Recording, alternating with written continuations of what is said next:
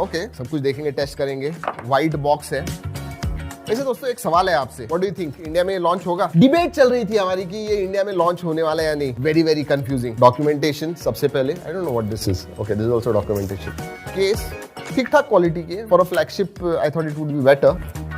ये है phone and yes it is compact, right. 67 what का ब्रिक है and you get USB to USB type C cable.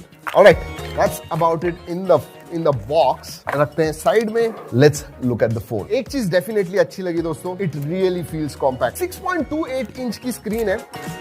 Wow. Look at this. आपके छोटे हाथ भी होंगे ना, easily. If you are yearning for a compact flagship, this is the one. लेकिन जैसे मैंने बताया, पता नहीं इंडिया में लॉन्च होने वाले हैं। वैसे दोस्तों just for comparison sake, look at this. ये फोन देखिए और ये फोन देखिए, ये देखिए, that's how small it is. Even in width में भी ये देखिए, नाइस। ब्रांड्स ने ज्यादा कॉम्पैक्ट फ्लैगशिप्स लाने चाहिए। वैसे दोस्तों ये पहला फोन है हमारे स्टूडियो में, that is on 8 Gen 1। Case ठीक ठाक बैठती है, अच्छी है। गिरा के देखना है, गोरिल्ला ग्लास विक्टस है, क्यों नहीं, व्हाई नॉट। वैसे या